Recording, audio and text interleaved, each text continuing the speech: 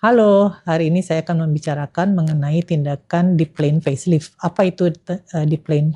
Ini penting kita bahas karena kenapa saat ini banyak sekali pasien yang datang ke klinik juga menjadi pembicaraan ramai di masyarakat, mmm, pasien-pasien yang menjalani tindakan facelift tanpa mengetahui kadang-kadang, teknik apa yang digunakan gitu. Jadi penting kita sebagai pasien untuk mengerti apa yang dilakukan di badan kita, terutama wajah ya, karena wajah itu merupakan identitas seseorang.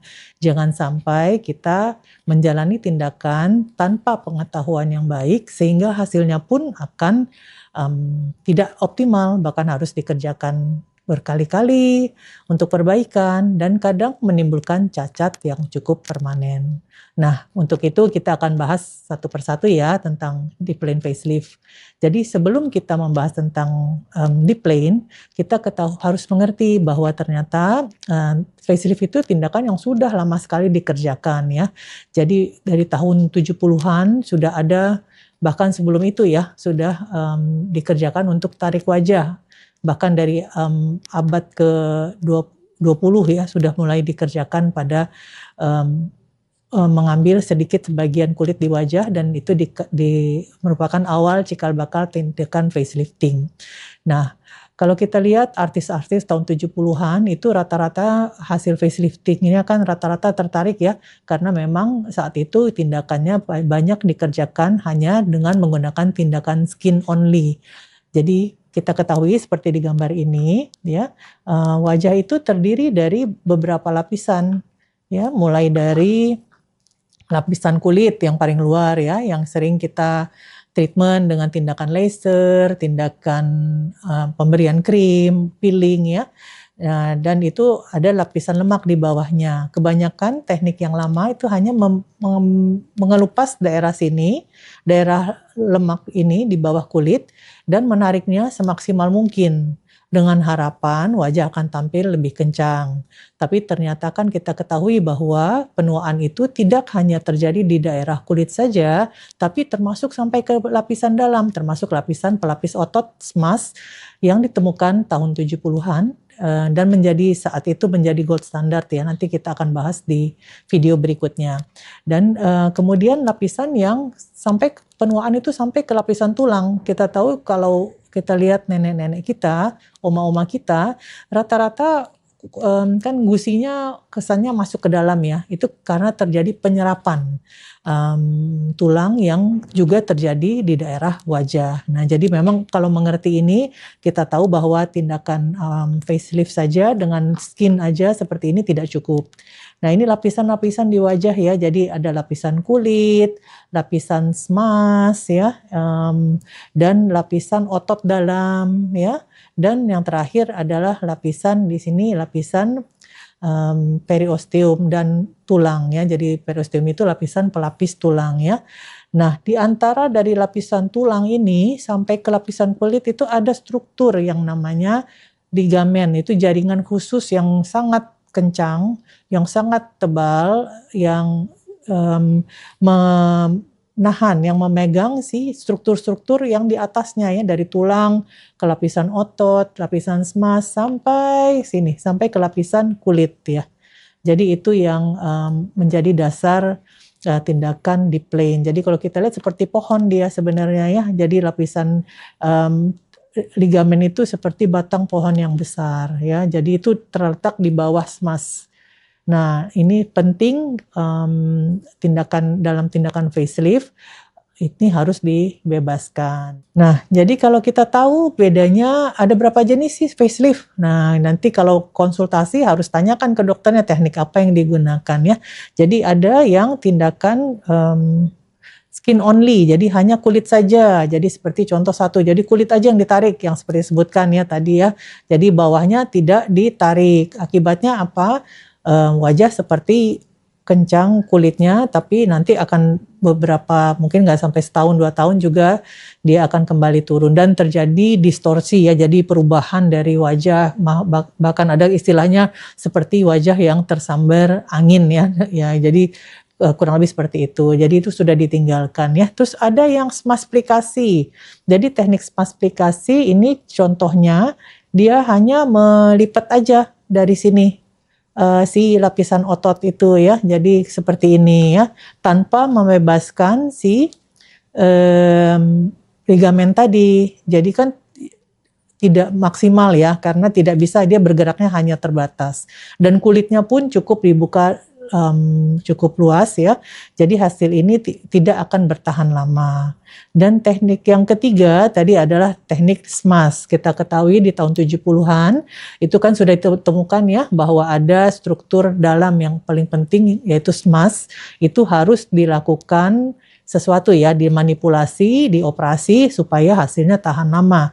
Jadi tarikannya berada di dalam. Jadi teknik yang lama itu dia melepas juga si SMAS tadi. Nah, tapi kita tahu bahwa ternyata orang kembali lagi di belakangan ini, terutama di mungkin dari tahun 90 something, 90-an, itu kembali menekuni tentang SMAS ini dan menemukan teknik deep plane, karena ditemukan di situ ada ligamen-ligamen yang penting yang harus dibebaskan ya. Jadi dengan teknik deep plane, kalau tadi yang SMAS itu, SMAS-nya kita tahu di operasi itu di bagian atas sama bagian samping ya. Jadi di sini, dan kemudian dibebaskan SMAS-nya, ditarik. Itu awal tahun 70-an ya, dan itu berkembang sampai ditemukan adanya ligamen tadi, dan dia melepas juga ligamen. Tapi tentu ada keterbatasan gitu. Kalau kita seperti ada lipatan di sini ya, kita mau tarik, kalau dari sini kan akan lebih sulit ya, seperti juga di wajah ya, kalau ditarik dari arah yang jauh akan lebih sulit. Nah, dikembangkan dengan teknik deep plane ya. Jadi deep plane itu kita langsung membelah di bagian yang memang ligamen tadi, jadi sangat dekat dengan bagian yang turun ya. Jadi hasilnya akan lebih maksimal gitu ya. Jadi bedanya di situ. Jadi contoh kalau kita tarik, ada lipatan di baju seperti ini, kalau kita dari jauh kan susah ya. Nah seperti itu teknik high SMAS. Dan kita kalau dari deep plane kita langsung ke daerah yang lipatan situ yang turun. Jadi nih lebih mudah kan, itu analoginya seperti itu. Jadi ini jadi memang saat ini teknik deep plane itu menjadi favorit dan gold standar lah untuk tindakan facelifting atau tarik wajah ya, operasi tarik wajah, karena memang hasilnya dia melepas ligamen, jadi memang mengembalikan struktur anatomi yang dalam kondisi mudanya, jadi secara optimal ya. Dengan itu juga hasilnya longevity-nya juga sangat tahan lama, bisa berlangsung sampai 10 sampai 15 tahun dan hasilnya yang sangat natural. Jadi kurang lebih seperti itu. Nah, sebagai pasien kita harus tanyakan juga ke dokter apa yang digunakan dalam tindakan deep plane facelifting. Nah, tidak cukup di situ, kita dalam wajah kita ketahui penuaan itu tidak hanya di daerah wajah, tapi kita tahu bahwa daerah leher, ya kalau leher yang muda kan bagus ya, seperti ini ada jawline-nya kelihatan ya, tapi dengan bertambahnya usia leher ini juga menua, dan itu kita harus evaluasi di awal secara bersamaan untuk menentukan apakah perlu tindakan leher yang biasanya kita kerjakan secara bersamaan. Kita ketahui bahwa leher itu kadang-kadang yang disebutkan double chin itu tidak lemak di bawah kulit yang bertambah besar, tapi adalah lemak di dalam lapisan pelapis otot. Ya. Jadi dalam mengevaluasi pasien dengan yang datang dengan proses penuaan yang ingin facelifting, kita tidak boleh meninggalkan leher ya, karena itu satu kesatuan. Tidak bagus kalau kita ketahui dulu memang leher ini sangat sulit ya untuk dikerjakan ya. Jadi kita lihat wajahnya kencang tapi lehernya berkeriput, itu kelihatan sekali bahwa dia melakukan tindakan facelift.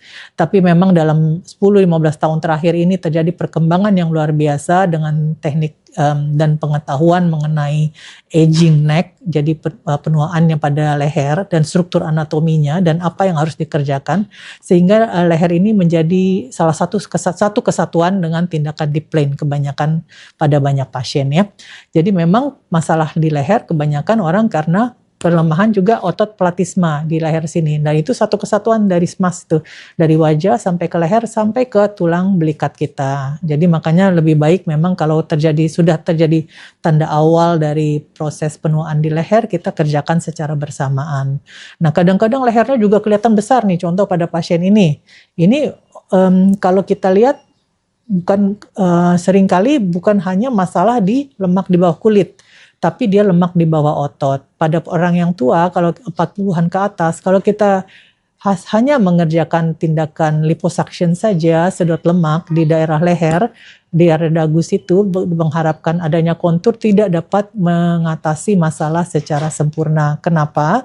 Karena masalahnya ada di bagian dalam. Yang sering terjadi adalah lemak di bawah otot yang bertambah besar, ya, otot pengunyah, ada otot besar di sini namanya digastrik juga menebal dengan proses penuaan. Kadang-kadang kelenjar submandibular yang di sini itu juga membesar ataupun turun. Nah, semua ini harus kita lakukan dengan tindakan neck lifting, ya. Jadi semua diperbaiki, ya, untuk tindakan tersebut. Nah, untuk itu satu kesatuan kalau kita mengerjakan wajah, deep plane wajah dan neck, kita kenal dengan istilah extended deep plane facelift. Nah, jadi dengan penjelasan ini diharapkan kita mengerti, ya, sekarang, ya, bahwa wajah dan leher adalah satu kesatuan dan deep plane itu adalah satu tindakan yang memang menjadi gold standard saat ini dan dikerjakan bersamaan, dikenal dengan namanya extended deep plane facelift. Baik, terima kasih waktunya.